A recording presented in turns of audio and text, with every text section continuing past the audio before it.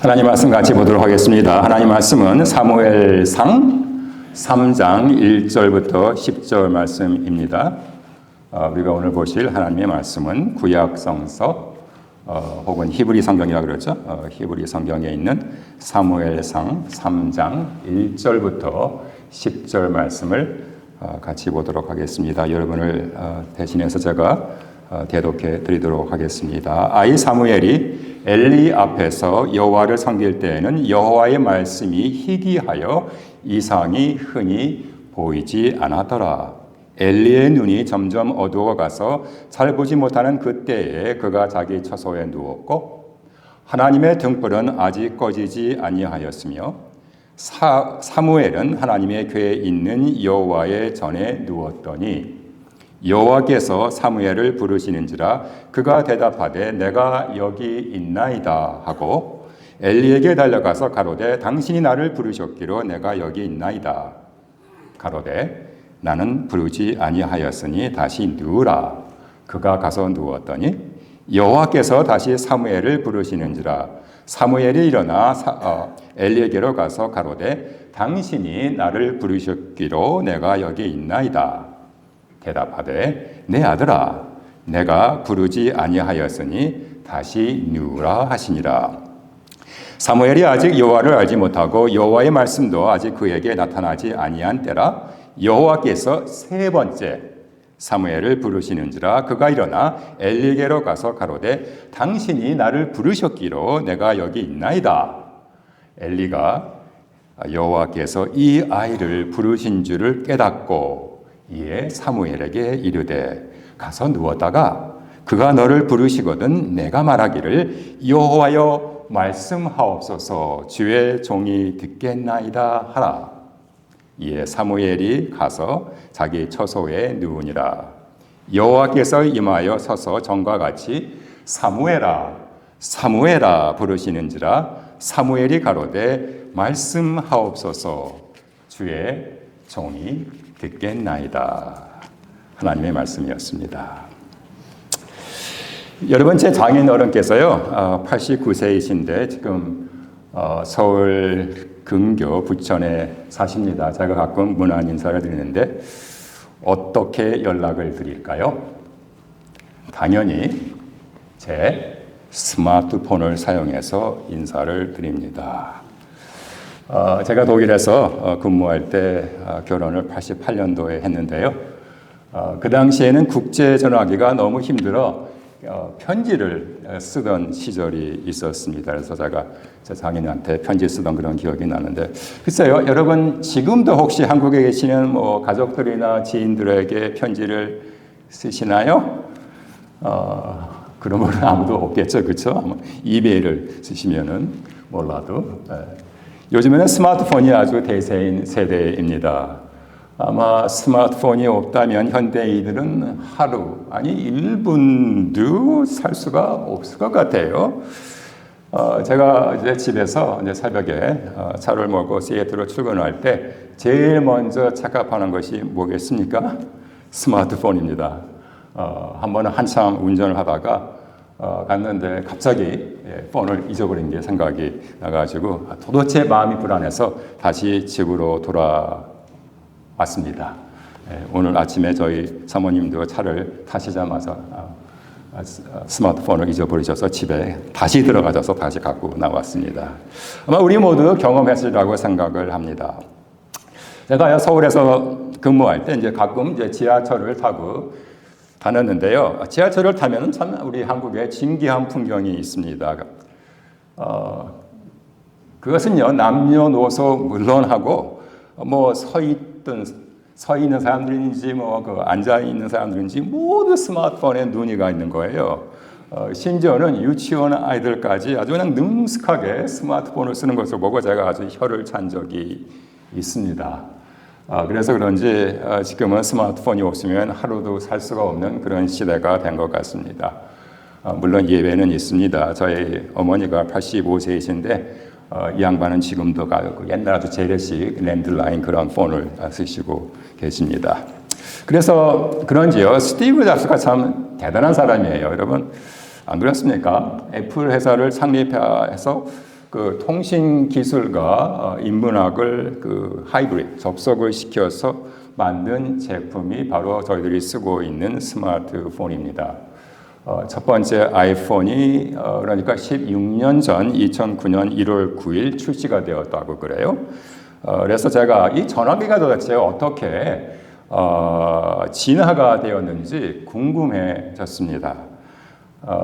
전화기를 처음 발명한 사람은 알렉산더 벨이라는 그러한 미국 사람이었습니다. 이분이 1875년도에 처음으로 폰라인을 써서 전화 통화를 했습니다.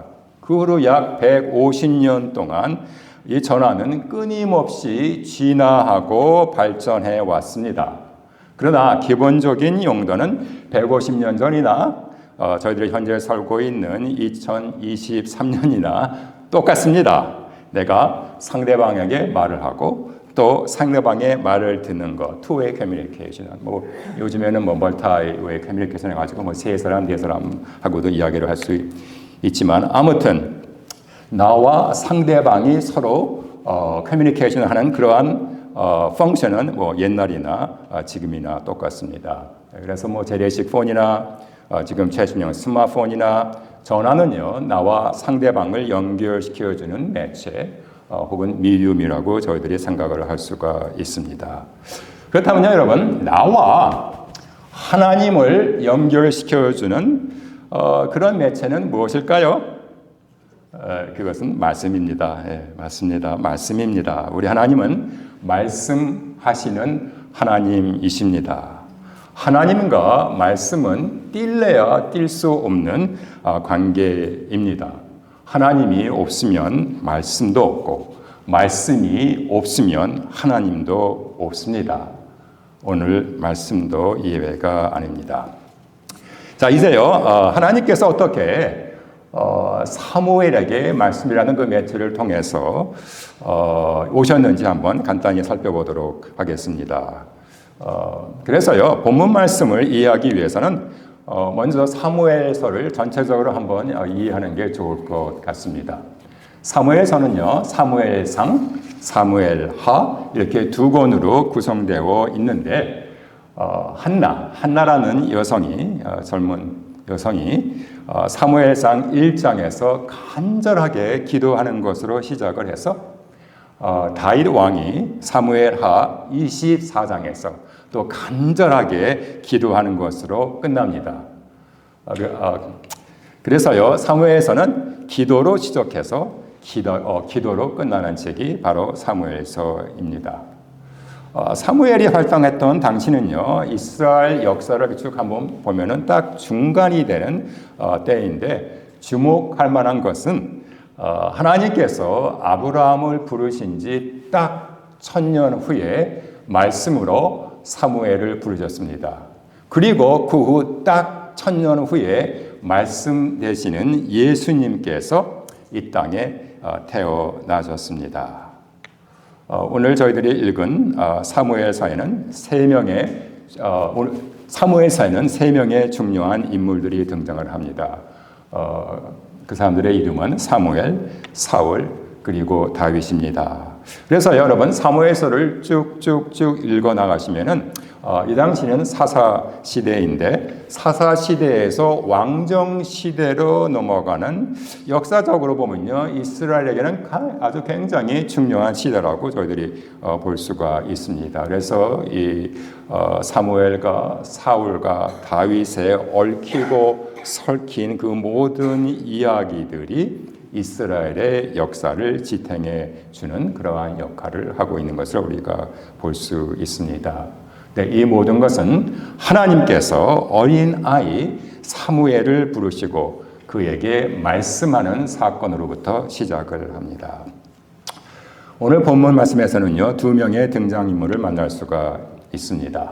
아이 사무엘과 연로한 아주 나이가 많으신 제사장 엘리입니다.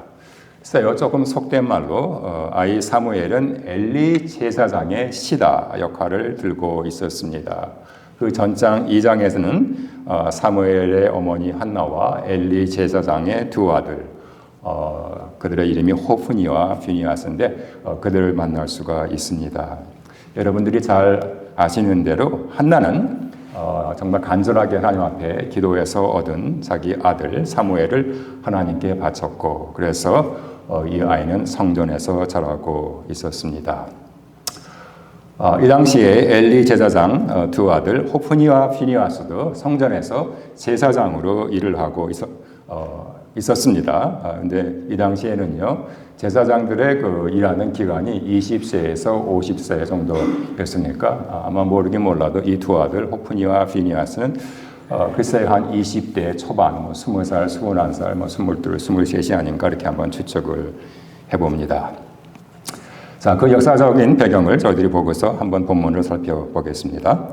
1절을 보겠습니다. 아이 사무엘이 엘리 앞에서 여호와를 섬길 때에는 여호와의 말씀이 희귀하여 이상이 흔히 보이지 않았더라. 여기 보면은 여호와의 말씀이 희귀했다고 그렇게 저자는 말하고 있습니다. 희귀했다. 영어로는 rare.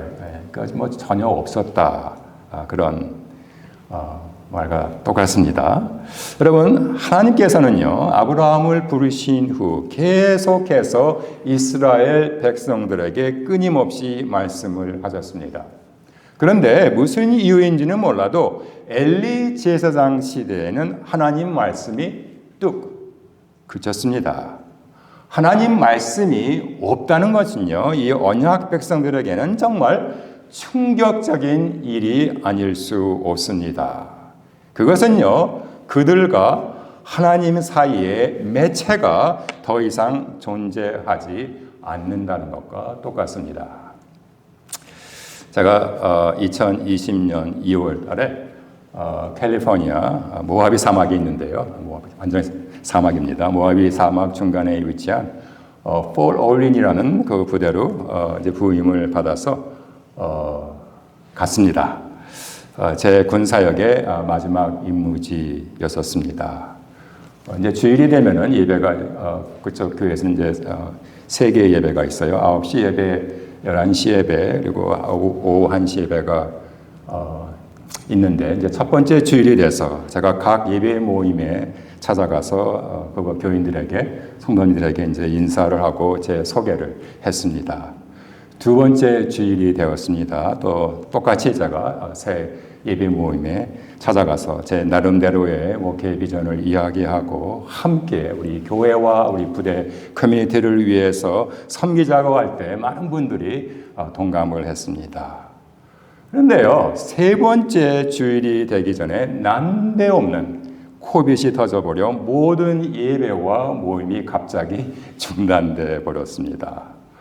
그 후로 거의 1년 넘게, 1년이 뭐예요? 거의 한 1년 6개월 동안 페이스북을 통해서 온라인 예배를 이제 주일이 되면 통 채플 안에서 교회가 텅 비었고 저와 다른 군목 목사님들이 예배를 인도하고 설교를 한 기억이 납니다. 네, 참 아이러니컬한 거는 한 1년 6개월이 되어서 제가 군대에서 이제 거의 은퇴할 때가 되어서야 겨우 교인들을 직접 얼굴과 얼굴을 마주보고 만날 수가 있었습니다. 근데 아무튼 그나마 다행인 것은 그 코비드 기간 중에 뭐 페이스북이나 뭐 줌이나 아니면 마이크로소프트 팀즈를 통해서 뭐 화상 뭐 회의도 하고 그래서 뭐 다른 사람들과 소통은 그래도 가능했습니다. 그런데 이 당시 엘리가 살고 있던 엘리 제사장 시대에는 하나님께서 뭐 페이스북을 통해서 말씀하신 것도 아니었고 뭐 줌이나 뭐 팀스 미팅을 통해서 소통하시지도 않았습니다. 그야말로 하나님께서 침묵하시고 계셨습니다. 그런데 왜 이런 현상이 일어났을까요? 2절에 이런 말씀이 있습니다. 엘리의 눈이 점점 어두워가서 잘 보지 못하는 그때에, 어느 때라고요? 엘리의 눈이 점점 어두워가서. 글쎄요, 이 구절에서 저희들은 이스라엘 백성들의 영적인 상태를 얼마만큼이나 좀 진단할 수가 있을 것 같습니다. 물론 엘리 제사장이 노안으로 나이가 많아서 노안으로 앞을 잘 보지 못했다는 그런 뜻도 있지만 그 내면에는요 엘리 제사장이 영적인 일들을 제대로 깨닫지 못했다는 뜻이 또한 담겨 있습니다. 엘리 제사장의 영적인 실수는 제가 사무엘상 1절부터 2장까지 보니까 두 군데서 찾아볼 수가 있었습니다. 첫째는요, 성전에서 열심히 기도하고 있던 젊은 여성이 있었습니다. 자식이 없어갖고 통곡하면서 기도를 하는 한나를 엘리 제사장은요, 웬 젊은 여자가 대낮부터 술 마셔라고 그렇게 착각을 하고 있었습니다. 글쎄 어째 이런 일이 있었는지는 저도 잘 모르겠습니다. 그나마 다행인 것은 나중에 한나의 이야기를 듣고 정말 한나가 하나님 앞에 기도하고 있었음을 깨닫고 한나를 위로하고 또 한나에게 기도 응답이 있을 것을 축원을 했습니다. 두 번째는요, 이것은 정말 심각합니다. 아들이 제가 2명 있다고 그랬어요. 호프니와 비니아스인데 이 아들이 아버지처럼 명색이 제사장들인데 성전 안에서 망나니 짓을 하고 있었습니다. 그래서 제사장이라는 거룩한 직분을 땅에 떨어뜨렸는데도 엘리 제사장은 아무런 조치도 취하지 않았습니다. 이 아들들이 어떤 일을 성전에서 했냐고요?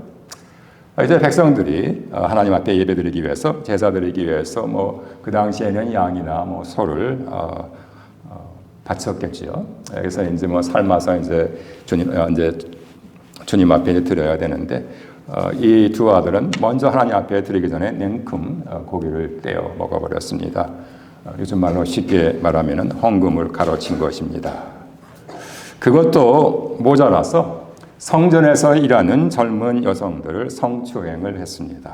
그야말로 하나님을 무시하는 그러한 망나니 짓들을 이 두 아들들이 하고 있었습니다.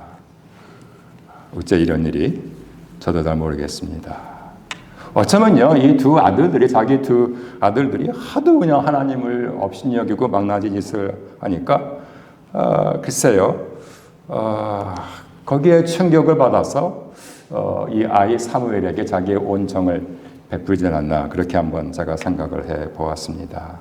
아무튼요, 엘리 제사장의 육체의 눈이 멀어가듯이 그의 영적인 눈도 멀어져 갔습니다. 하나님 말씀이 더 이상 들리지 않고 영적인 암흑기간이 한동안 이스라엘 마지막 사사 시대에 지속된 것입니다. 바로 이때 하나님의 은혜가 찾아왔습니다. 사도 바울이 아주 역설적인 이야기를 했죠. 죄 많은 곳에 은혜도 많다고. 3절을 한번 보실까요? 하나님의 등불은 아직 꺼지지 아니하였으며 사무엘은 하나님의 궤에 있는 여호와의 전 안에 누웠더니 전 옆에 누웠더니 여기서 우리가 주목해야 될 말씀은 하나님의 등불이 아직 꺼지지 않았다는 것입니다. 이게 바로 이스라엘 백성들에게는 희망입니다. 출애굽기 27장 21절에 보면 제사장들이 해야 될 그 job description, 그 임무들 중에 하나가 늦은 저녁부터 이른 새벽까지 아침까지 하나님의 등불이 꺼지지 않도록 관리를 해야 된다는 것이었습니다. 아까 제가 아이 사무엘이 엘라의 시다 역할을 하고 있다고 했는데 글쎄요, 이때는 분명히 7절에 보니까 사무엘이 나이가 어려서 하나님이 누군지도 아직 잘 모르고 이해를 잘 못하고 하나님 말씀을 들어본 적도 없었습니다. 그러나 제가 볼 때 사무엘이 한 일은 한 2가지 일이 아마 중요 일이 있었던 것 같아요. 하나는요, 아침에 일찍 일어나서 이제 성전문을 열어놓고, 그래서 이제 사람들이 와서 예배드릴 수 있도록 이렇게 성전문을 열어놓고, 이제 다 사람들이 와서 예배드리고 떠나면은 밤늦게 이제 문을 닫는 일이었습니다. 소위 말해서 이제 요즘 말로 말하면 교회 수위, 성전 수위로 이렇게 일을 했겠죠. 그다음에 두 번째는요, 하나님의 등불을 관리하는 일이었습니다. 아무도 알아주지 않는 이 일을 사무엘은 정말 정성껏 성실하게 하고 있었습니다. 그러나 사무엘을 본 사람이 있습니다. 하나님이십니다. 여러분, 하나님은요, 꺼져가는 등잔불도 끄시지 않는 분이십니다. 이 불이 꺼져가는 이스라엘 백성들에게는 꺼져버리면, 이 등잔불이 꺼져버리면 이스라엘 백성들에게는 더 이상 희망이 없습니다. 그러나 꺼질까 말까, 꺼질까 말까 하는 이 등불에서 우리는 희미하지만 희망을 볼 수 있습니다. 그리고 이 희미한 등불 아래서 드디어 하나님의 음성이 들리기를 시작을 합니다. 그 내용이 4절에서부터 9절까지 있습니다. 이제 하나님께서는 더 이상 엘리 제사장이나 그의 두 아들 호프니와 비니하스를 사용할 수가 없으셨습니다. 그래서 하나님께서 이스라엘의 새로운 영적인 지도자를 찾고 계셨는데 바로 아이 사무엘입니다. 1세기 제정 로마 시대, 로만 엠파이어, 그 당시에 유대교 출신 정치인이자 역사가 요세푸스는 성전에서 일하던 사무엘의 나이를 한 12살 정도로 추정을 했습니다. 여러분 혹시 신약성경에서 12살 먹은 성전 안에 있던 또 다른 유대 아이가 생각이 나시나요? 예수님, 예. 맞습니다. 예. 예수님께서 여러분 아시는 대로 자기 부모를 따라서 예루살렘을 따라간 적이 있죠. 근데 그 부모가 집에 돌아오는데 뭐 얼마나 바쁘게 돌아왔는지 모르지만 화다닥 보니까 갑자기 보니까 아이 예수가 없는 거예요. 예. 그래서 다시 화다닥 예루살렘으로 돌아가서 황급히 다시 예루살렘으로 돌아갔는데 어디에서 예수님을 찾을 수가 있었지요? 성전에서요. 예, 맞습니다. 예. 성전에서 학자들과 토론하는 12살 예수님을 볼 수가 있었습니다. 아무튼 이 12살 먹은 사무엘이 성전 안에서 법궤가 있잖아요. 아론의 그 뿔난 지팡이하고 십계명 담아놓은 그 법궤 옆에서 이제 잠을 고운하게 자고 있었는데 이때 하나님의 음성이 들리기를 시작을 합니다. 사무엘은 자기 보스 이제 엘리 제사장이 자기를 부르는 줄 알고 후다닥 일어나서 이제 제사장에게 엘리에게 뛰어나갑니다. 이 밤중에 도대체 무슨 일을 시키려고 나를 부르시나 하고. 근데 엘리는 또 아니 얘가 무슨 꿈을 꾸었나 하고 다시 잠자리로 돌려보냅니다. 이렇게 반복해서요. 2번, 3번 엘리에게 뛰어왔을 때 그제야 엘리 제사장은 하나님께서 이 아이를 부르시는구나 너를 깨닫고서 사무엘에게 어떻게 대답해야 될 것을 알려줍니다. 말씀하옵소서 주의 종이 듣겠나이다. 마지막 절 10절을 보겠습니다. 여호와께서 임하여 서서 전과 같이 사무엘아 사무엘아 부르시는지라. 이때 사무엘은 이렇게 대답을 합니다. 가로되 말씀하옵소서 주의 종이 듣겠나이다. 여러분 어떻게 생각하세요? 글쎄요, 여느 아이 같았으면 하나님의 음성이 들릴 때 이것도 뭐야? 되돌아 누워서 다시 잠을 청했을 수도 있었을 것입니다. 그러나 사무엘은 하나님의 말씀을 들으려는 그러한 마음이 있었습니다. 여러분 10절에 가만히 보면요. 하나님께서 사무엘을 부르셨을 때에 특이한 것은 그의 이름을 2번 부르셨다는 것입니다.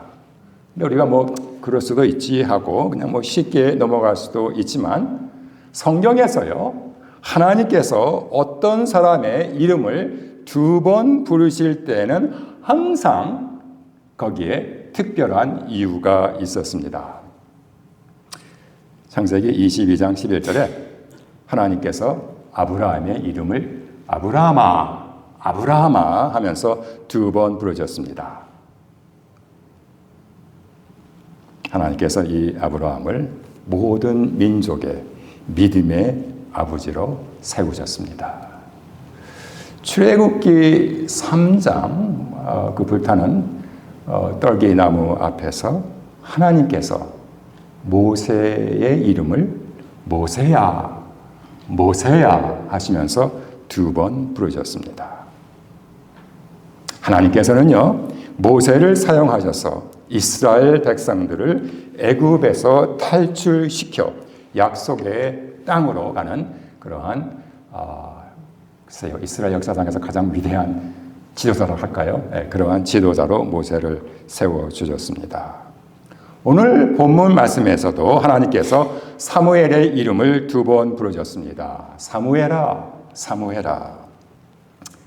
하나님께서는요, 사무엘로 하여금 사무엘을 선지자로서 그리고 제사장으로서 삼으셔서 사울과 다윗에게 기름을 부어 이스라엘의 2 왕을 세우는 직무를 담당하게 하셨습니다. 근데 이런 패턴은요, 구약에만 있는 게 아니에요.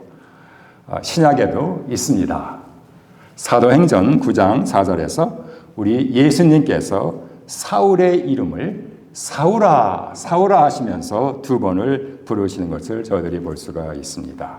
이 사울이 바울이 되었고, 이 바울은 이방인들에게 복음을 전하는 위대한 선교사, 위대한 이방인들의 사도가 되었습니다.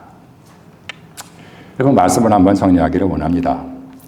영적으로 어두운 사무엘이 살고 있던 시대에 하나님의 음성이 다시 들리기 시작을 했습니다. 우리가 살고 있는 세상도 어쩌면 엘리 제사장 시대처럼 영적으로 굉장히 어두운 세대가 아닌가 생각합니다. 그래서 오늘 우리가 살고 있는 세상을 탈기독교 사회라고 합니다. 여러분, 한때 유럽은요, 기독교가 아주 융성했던 유럽은요, 모든 사회 활동들이 교회를 중심으로 이루어져 있었습니다. 그래서 교회는 언제나 사람들로 북적거렸습니다. 그러나 여러분, 지금 유럽을 여행을 하시면 교회들은 텅텅 비어 정부가 골머리를 앓고서 빈 교회 관리하게 된 게 사회적 문제라고 합니다. 그래서 유럽의 많은 건물들은 헐값에 팔려서 글쎄요, 카페나 박물관, 이슬람 사원으로 변해버렸습니다. 심지어는 나이트클럽으로 팔린다고도 합니다. 저희들이 살고 있는 미국도 물론 유럽 같지는 않지만 문제는 심각합니다. 특별히 저희가 살고 있는 세일을 타코마 이 파시픽 노스웨스트 지역은 미국에서 복음이 전파되지 않은 또 복음 전파하기가 가장 힘든 지역으로 알려져 있습니다. 그래서 어느 분이 저한테 우스갯소리로 주일날 교회 가는 사람들마다 카스코에 쇼핑하러 가는 사람들이 더 많다고 한 말이 기억이 납니다. 제가 전도사로 일을 할 때 아주 옛날이죠.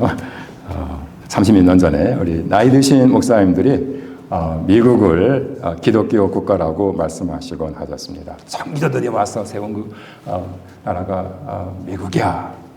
네, 이건 정말 옛날 이야기입니다. 여러분, 아무리 그래도요, 우리가 살고 있는 세대가 영적으로 어두워도 하나님의 음성은 우리에게 다가옵니다. 결코 어두움이 빛을 이길 수는 없습니다. 오늘도 하나님의 은혜는요, 말씀을 통해서 우리를 찾아옵니다. 저는 오늘 말씀을 묵상하면서 그렇다면 오늘날 하나님께서는 어떻게 우리에게 말씀하실까? 설교 제목입니다. 라고 한번 생각해 보았습니다.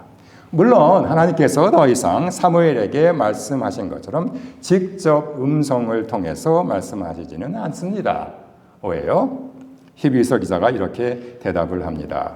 옛적에 선지자들로부터 여러 부분과 여러 모양으로 우리 조상들에게 말씀하신 하나님이 이 모든 날 마지막 날에는 아들로 우리에게 말씀하셨으니. 사도 요한은 이렇게 말씀합니다.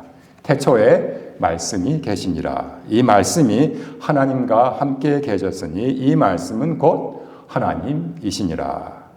말씀이 육신이 되어 우리 가운데 거하셨습니다. 그래서 오늘날은요, 하나님께서 그의 아들 예수 그리스도를 통해서 우리에게 말씀을 하십니다. 그 말씀은 다름 아닌 저희들이 갖고 있는 바로 바이블, 성경입니다. 여러분, 우리 하나님은 말씀하시는 하나님이십니다. 아담과 하와를 창조하신 이후 하나님께서는 끊임없이 당신의 백성들을 찾아오셔서 그들에게 말씀을 하셨습니다. 오늘 말씀도 예외가 아닙니다. 하나님은 심지어요, 나이 어린 12살짜리 사무엘을 찾아오셔서 말씀을 하셨습니다. 그런데 더 중요한 것은 오늘날도 하나님께서는 여러분과 저에게 말씀을 하신다는 것입니다. 다시 말씀을 드리면요, 우리에게는 하나님과 우리 사이를 연결시켜주는 통신 매체, 그 스마트폰이 있다는 것입니다. 그 매체가 무엇일까요? 네, 바로 성경책입니다. 옛날에는 뭐 파피루스종이나 아니면 뭐 동물 가죽, 양 가죽, 소 가죽 그런 동물 가죽들 위에 이제 성경이 기록이 되었지만 지금은 여러분 뭐 스마트폰만 열어도 성경을 읽을 수 있는 그런 세대가 됐습니다.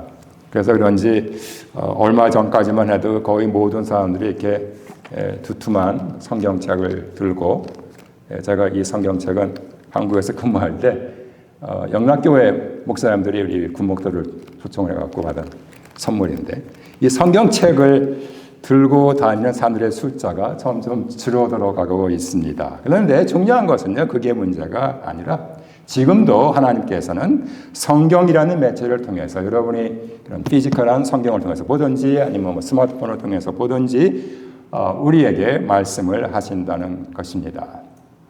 그런 의미에서 참 하나님 앞에 감사하는 것은 우리 새언약교회가, 우리 특별히 담임 목사님, 우리 현 목사님께서 정말 그 장려하는 성경 읽기 얼마나 감사한지 모릅니다.